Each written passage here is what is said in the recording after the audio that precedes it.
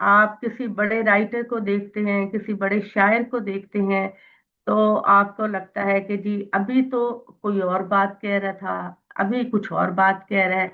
तो ये इख्तिलाफ आपको नजर आता है, लेकिन कुरान मजीद के अंदर आपको जगह जगह नजर आता है कि एक ही बात है, एक ही तरह के दलाइल है, एक ही तरह की अल्लाह ताला के कलाम मौजूद है।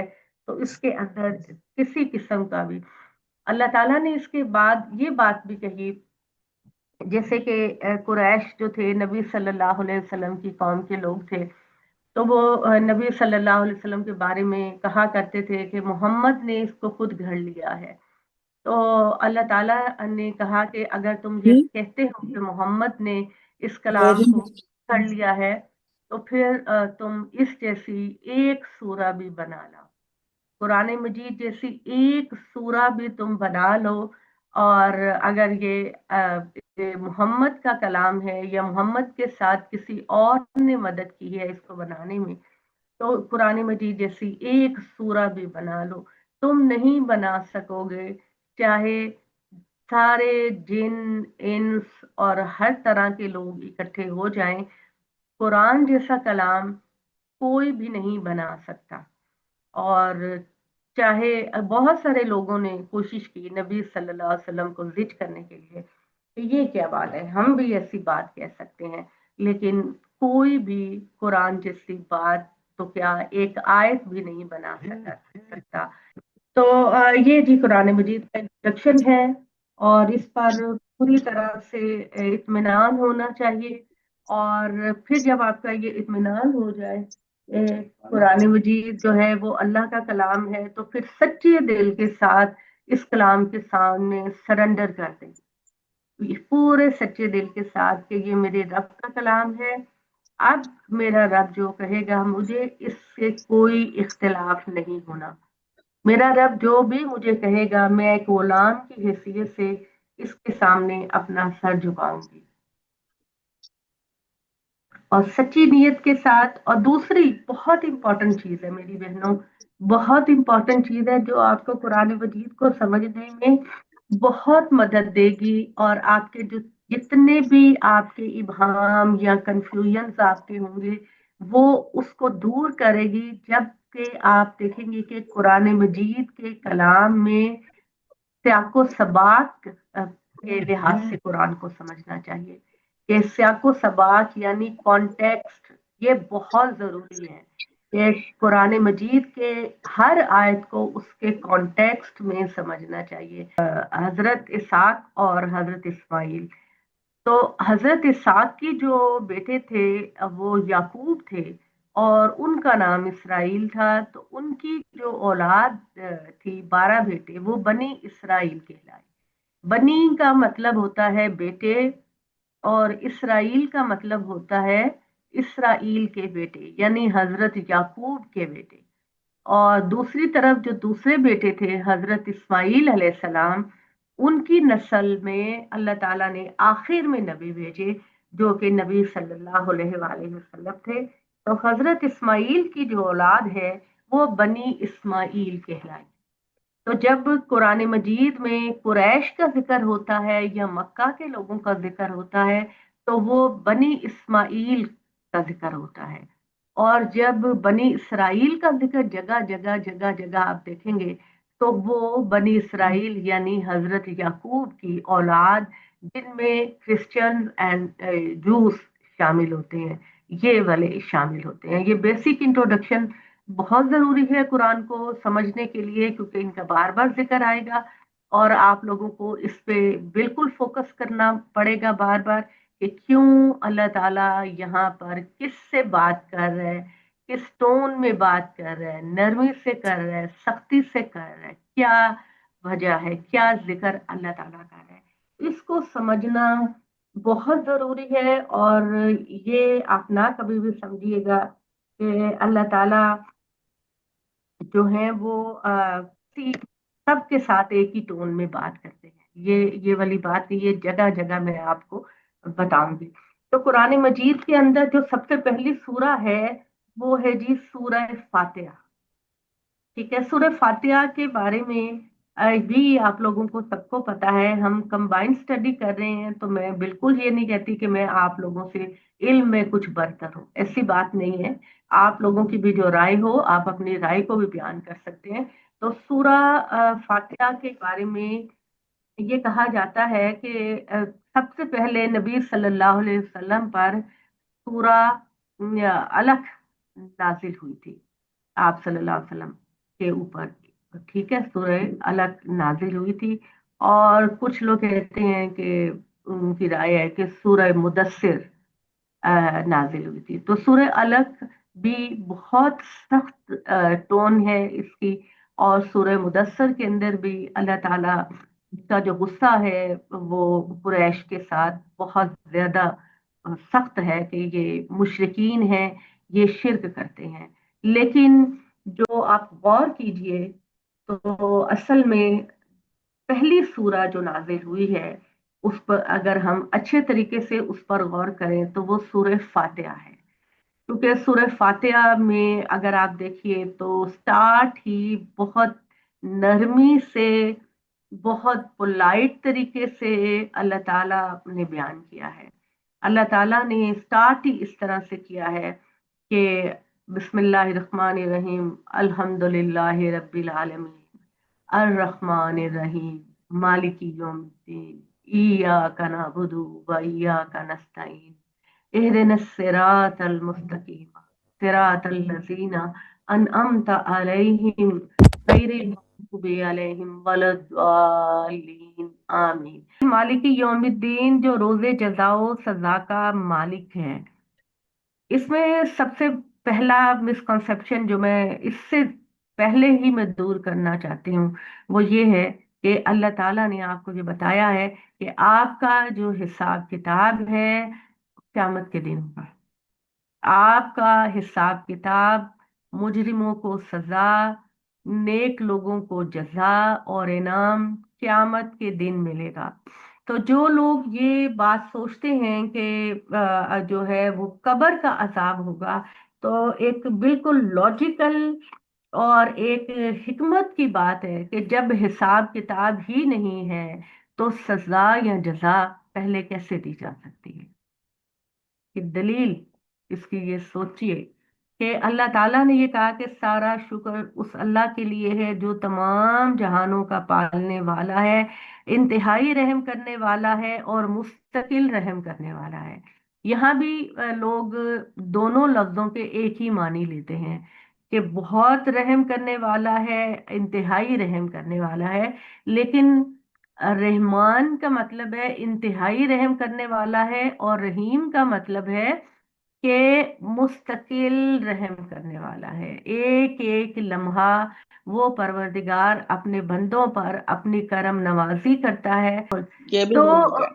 ये बात मैं कहना चाह रही हूँ कि पूरे कुरान के अंदर लोग लोग बात करते हैं, तो मैं उनसे कहती हूँ कि पूरे कुरान के अंदर से एक मिसाल भी दे दें कि अल्लाह ताला ने ये बात कही हो कि कब्र में अजाब होता है।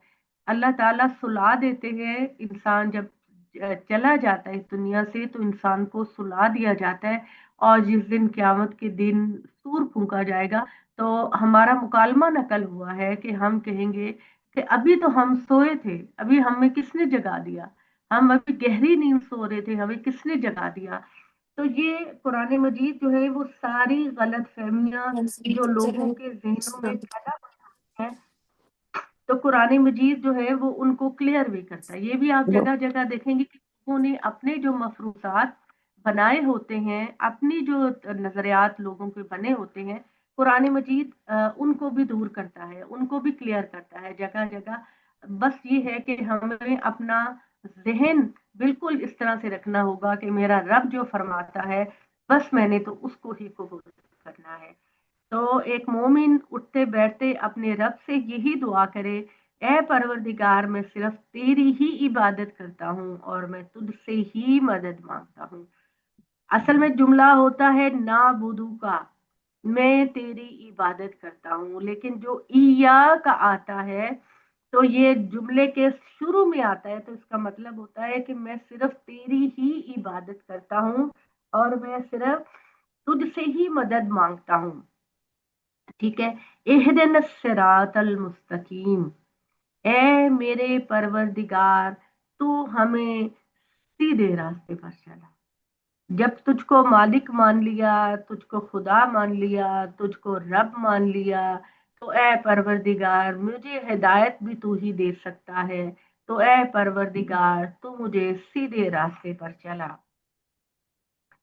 अब मैं ये क्यों पढ़ रही हूँ, आप फोकस कीजिए कि ये वाली दुआ, इस दुआ से बेहतर कोई दुआ नहीं हो सकती अल्लाह ताला के हुजूर में, पूरे कुरान मजीद में। जिस आजिज़ी, जिस इनकिसारी, जिस साथ आप रब को आका मानकर दुआ मांग रहे हैं, इससे बेहतर दुआ हो ही नहीं सकती। तो सिरातल लज़ीना अनअमता अलैहिम, तो ए अल्लाह तो मुझे उन लोगों के रास्ते पर चलाना जिन पर तूने अपना इनाम किया। ठीक है अल्लाह ताला, आप मुझे उन लोगों के रास्ते पर चलाना जो नबी थे, जो रसूल थे, जो सालिहीन थे, जो तेरे जो है साबिकून अल अव्वलून थे, जिनसे तू राजी हो गया, जिनको दुनिया में ही तूने जन्नत की बशारत दे दी। या अल्लाह मुझे उन लोगों के रास्ते पर चलाना, गैरिल मगदूबी अलैहिम वलद्दालीन। और अल्लाह ताला, आप मुझे कभी भी उन लोगों के रास्ते पर न चलाना जिन पर आपका गजब नाजिल हो। ठीक है, जिन पर आपका गजब नाजिल हुआ उनके रास्ते पर न चलाना, और न ही उन लोगों के रास्ते पर चलाना जो कि गुमराह हुए। अब हमारे सामने दो उम्मतें थी, नबी सल्लल्लाहु अलैहि वसल्लम की उम्मत यानी हम जो हैं, हमसे पहले दो उम्मतें थी जिनकी मिसाल हमारे सामने थी। एक थे यहूदी, यहूदी जिनके बारे में आगे आप कुरान में जगह जगह पढ़ेंगे कि इन पर खुदा का गजब नाजिल हुआ। बनी इसराइल यहूदी, इन पर जगह जगह खुदा का गजब नाजिल हुआ क्योंकि ये खुदा की नाफरमान कौम थी। अल्लाह ताला ने इन पर जब जब इनके ऊपर इनाम किया, इनको अल्लाह दुनिया का इमाम बनाया, इनके अंदर अल्लाह ताला ने बहुत बड़े बड़े बादशाह और नबी पैदा किए, लेकिन हर मौके पर अल्लाह ताला कहते हैं कि ये अपने नबियों को कत्ल करते थे, अल्लाह ताला की नाफरमानी करते थे और अल्लाह ताला के कलाम को झुठलाते थे। तो अल्लाह ताला ने भी जगह जगह इन पर गजब नाजिल, अभी आप डिटेल से पढ़ेंगे कि जिस वक्त अल्लाह ताला ने हजरत मूसा से कहा कि इनको मिस्र से निकाल कर फलस्तीन में जाकर आबाद करो, तो हजरत मूसा ने इनको सहराई सीना में इब्तदाई तौर पे आबाद किया।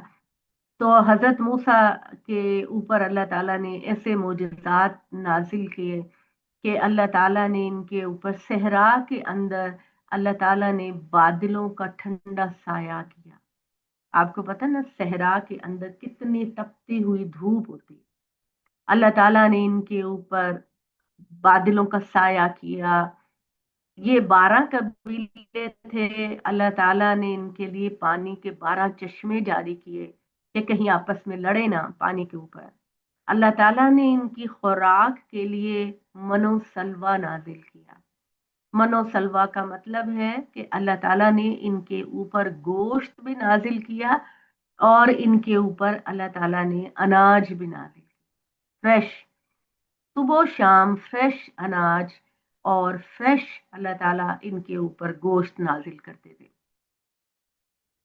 और उसके बाद अल्लाह ताला ने जब हजरत मूसा से कहा कि तुमने अब इनको वहां पर आबाद कर दिया है, तो अब तुम मेरे पास आओ कोहे तूर पर, ताकि मैं तुम्हें तौरात दूं, तौरात दूं मैं, और आपको शरीयत दूं इनकी रहबरी के लिए। तो जब हजरत मूसा अलैहिस्सलाम चले गए कोहे तूर पर, तो इन्होंने शिर्क करना शुरू कर दिया। इतने बड़े मौजज़ात देखे कि समंदर के अंदर अल्लाह ताला ने खुश्की का रास्ता बनाकर इनको गुजारा वहां से, लेकिन इन्होंने जगह जगह अल्लाह की नाफरमानियां की। तो इन्होंने शिर्क किया, बछड़ा बनाया, बछड़े की इबादत करनी शुरू की, ज़िना करना शुरू कर दिया, शराब नोशी करनी शुरू कर दी। फिर अल्लाह ने इनके ऊपर अजाब भेजा कि इतने मेरे मोजज़ात देखने के बाद भी तुमने क्या किया। तो गजब की जो बात है ना, गैरिल मगदूबी, अल्लाह ताला तू हम पर उन लोगों के रास्ते पर ना चलाना जिन पर तेरा गजब नाजिल हुआ। तो ये गजब किस पर नाजिल हुआ, ये आप जान लीजिए कि ये गजब यहूदियों पर नाजिल हुआ। ये जगह जगह आपको पता चलेगा कि गजब बनी इसराइल के ऊपर नाजिल हुआ, यहूदियों के ऊपर नाजिल हुआ। अल्लाह ताला ने कहा कि इनसे, मैंने जब कहा कि एक दरिया से तुमने हफ्ते वाले दिन मछलियां नहीं पकड़नी, तो इन्होंने इसमें भी चाल चली, तो मैंने इनको जलील बंदर बना दिया, सुअर और बंदर बना दिया। तो इस तरह अल्लाह भी जब जब ये अल्लाह की नाफरमानियां करते थे, अल्लाह ताला इन पर अजाब भेजते थे।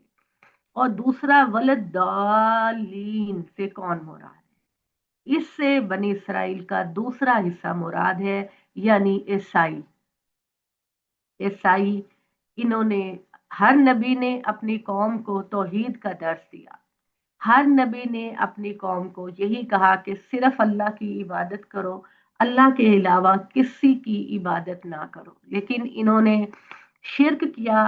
ये अपनी बाइबल के बावजूद हजरत ईसा को खुदा का बेटा कहते हैं, खुदा का बेटा कहते हैं, और ये कहते हैं कि ये तीन का तीसरा है। यानी जैसे सूफीज्म हमारे यहाँ है कि जो है तीन वजूद है, असल में तीन वजूद का एक वजूद है। एक अल्लाह है, एक हजरत ईसा अलैहिस्सलाम है, और एक जिब्राइल है। ये तीन दर हकीकत एक ही वजूद है, ठीक है। लेकिन अल्लाह ने अपनी हर किताब में ये कहा कि मैं अकेला हूँ, मेरा कोई पैदा करने वाला नहीं, न मैंने किसी को पैदा किया, न किसी ने मुझको पैदा किया, ना कोई मेरी बराबरी करने वाला है। तो ये जो क्रिश्चियन है, ये या तो हजरत ईसा को खुदा ही कहते हैं, या खुदा का बेटा कहते हैं, या तसलीस कहते हैं। तसलीस का मतलब है कि तीन वजूद का एक वजूद, हजरत जिब्राइल, हजरत ईसा और अल्लाह। ये दर हकीकत तीन वजूद, असल में एक वजूद के तीन हिस्से। तो इस तरीके से अल्लाह ताला ने सूरह फातिहा के अंदर पूरा क्लियर कर दिया कि मेरा मजहब क्या है, और मैं कौन सा मजहब तुमको दे रहा हूँ। इसके खिलाफ जो भी चीज है वो मेरे मजहब के खिलाफ है। और ये वाली बात इंतहाई नरमी से, मोहब्बत से, प्यार से अल्लाह अपना मैसेज बता रहे हैं। लेकिन अगर आप सूरह अलग देखें, इकरा बिस्मि रब्बिकल लज़ी खलक, खलकल इंसान मिन अलक, इकरा व रब्बुकल अकरमुल लज़ी अल्लमा बिल कलम, अल्लमल इंसान मा लम यअलम। तो ये जो आप इसका तर्जुमा पढ़ेंगी तो ये एक बड़ी सख्त किस्म की टोन है। अल्लाह का पहला कलाम इतने सख्त अल्फाज में नहीं हो सकता, ठीक है। अल्लाह ने जैसे सूरह फातिहा में इंतहाई मोहब्बत और शफकत और इंतहाई नरमी से अपना मैसेज दिया, सूरह अलक में वो बयान नहीं है। इसमें अल्लाह ताला ने इंतहाई गुस्से से जिक्र किया है इनके लिए, कुरैश के लिए, कि सूरह फातिहा जो है वो अकली तौर पर और लॉजिकल तौर पर ये बताती है कि सूरह फातिहा ही को असल में पहली सूरा होनी चाहिए, और ये बिल्कुल कुरान मजीद के बिल्कुल स्टार्ट की सूरत है। और इसमें अल्लाह ताला ने ये कहा कि मुझे ही को रब मानो, मैं ही तुम्हारा परवरदिगार हूँ, मैं ही तुम्हारा खालिक हूँ, मैं ही तुम्हें हर नेमत देने वाला हूँ। और ये बयान करने के बाद कहा कि अब तुम मेरे साथ तुम अपनी दुआओं को मांगो और मैं तुम्हारी दुआओं को कबूल करूंगा। ये वाली बात अल्लाह ताला ने कही। और नबी सल्लल्लाहु अलैहि वसल्लम ने एक हदीस में फरमाया कि सूरह फातिहा जो है वो उसके दो हिस्से हैं। एक हिस्सा बंदा अपने अल्लाह ताला की हम्दो तस्बीह करता है, और दूसरे हिस्से में अल्लाह बंदे को फरमाता है कि तूने मुझसे जो कुछ मांगा वो मैंने तुझको दे दिया। ये एक हदीस में बयान हुआ है।